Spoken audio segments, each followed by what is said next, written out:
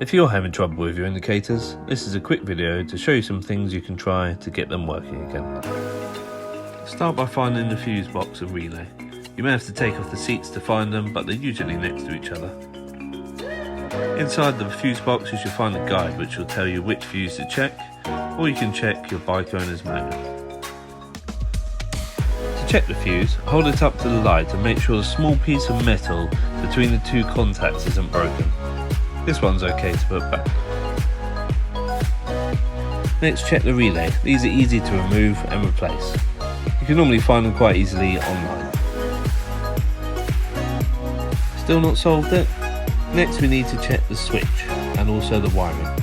There are usually two screws that clamp the switch gear to the handlebar. Once you have the unit off the handlebar, check that the switch is moving freely and that the contacts are meeting each other. Then you can check the wiring that leads to the switch for any damage. Of course, it could always be the indicators themselves. These are quite easy to find online and you can always upgrade them to LED as well. Now it's time to remove and replace these.